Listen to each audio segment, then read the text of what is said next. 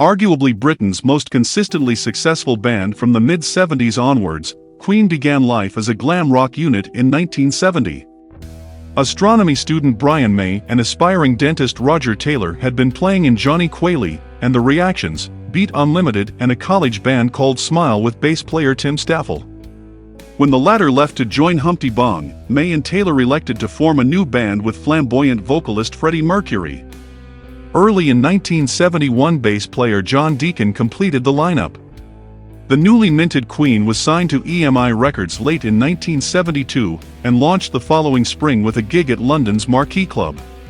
Soon after the failed single, Keep Yourself Alive, they issued a self-titled album, which was an interesting fusion of 70s glam and late 60s heavy rock. It had been preceded by a Mercury solo single, a cover version of the Beach Boys' I Can Hear Music, credited to Larry Lorex. Queen toured extensively and recorded a second album, which fulfilled their early promise by reaching the UK top 5. Soon afterwards, Seven Seas of Rhye gave them their first hit single, UK number 10, while Sheer Heart Attack consolidated their commercial standing by reaching number 2 in the UK album charts.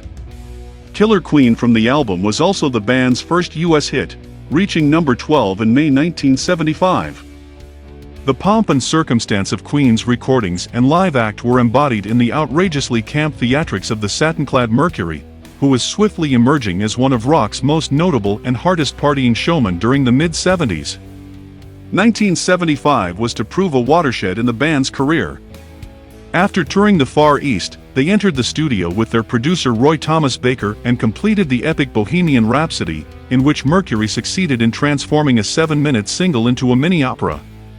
The track was both startling and unique in pop and dominated the Christmas charts in the UK, remaining at number 1 for an astonishing 9 weeks. The power of the single was reinforced by an elaborate video production, highly innovative for its period and later much copied by other acts. An attendant album named after a Marx Brothers movie, A Night at the Opera, was one of the most expensive and expansive albums of its period and lodged at number 1 in the UK, as well as hitting the US top 5. Queen were now aspiring to the superstar bracket. Their career thereafter was a carefully marketed succession of hit singles, annual albums, and extravagantly produced stage shows. With yet another Marx Brothers title, A Day at the Races continued the bombast, while the catchy Somebody to Love and the future sports anthems We Are the Champions / We Will Rock You, the latter from the follow-up News of the World, both reached number 2 in the UK. Although Queen seemed in danger of being stereotyped as overproduced glam rock refugees, they successfully brought eclecticism to their singles output with the 50s rock and roll pastiche of Crazy Little Thing Called Love and the disco-influenced Another One Bites the Dust, both US number 1s. Despite this stylistic diversity, each Queen single seemed destined to become an anthem, as evidenced by the continued use of much of their output on US sporting occasions. Meanwhile, the game gave Queen their first US number 1 album in July 1980. The band's soundtrack for the movie Flash Gordon was another success, but was cited by many critics as typical of their pretentious approach. By the close of 1981, Queen were back at number 1 in the UK for the first time since Bohemian Rhapsody with Under Pressure, a collaboration with David Bowie. After a flurry of solo ventures and the poorly received, dance-floor-orientated Hot Space, the band defied a growing chorus of doubters by returning in fine form in 1984 with one of their best collections, The Works. The album included the satirical Radio Gaga, a UK number 2 hit promoted by a classy video utilizing footage from Fritz Lang's classic silent film Metropolis.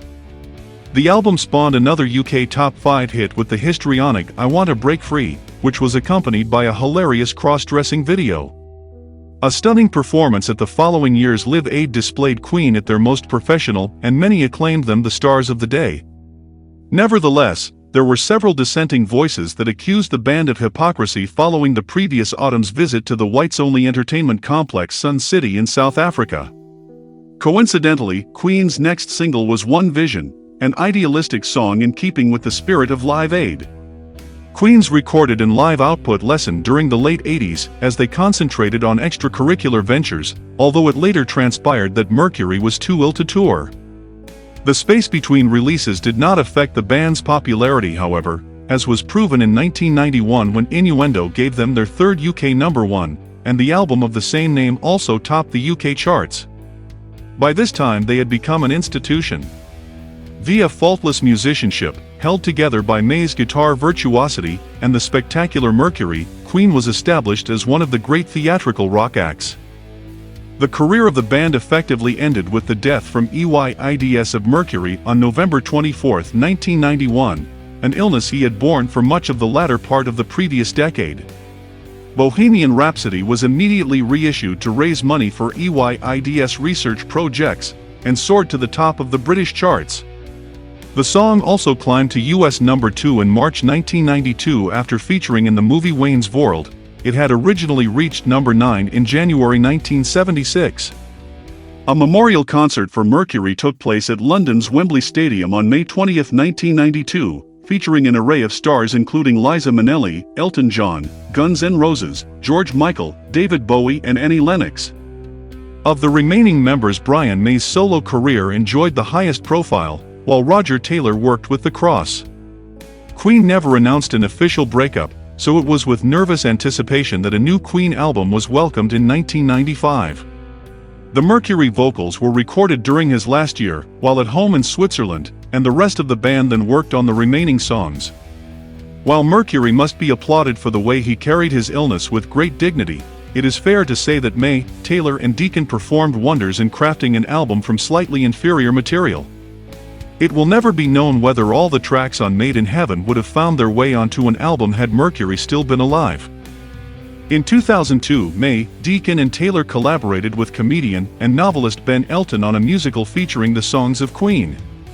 Developed in association with Robert De Niro's Tribeca Productions, We Will Rock You opened at London's Dominion Theatre on May 14. In November 2004, May and Taylor teamed up with former Free and Bad Company vocalist Paul Rodgers to perform a number of Queen classics at the UK Hall of Fame Awards in London. May, Taylor and Rodgers then announced they would be undertaking a lengthy European tour the following spring,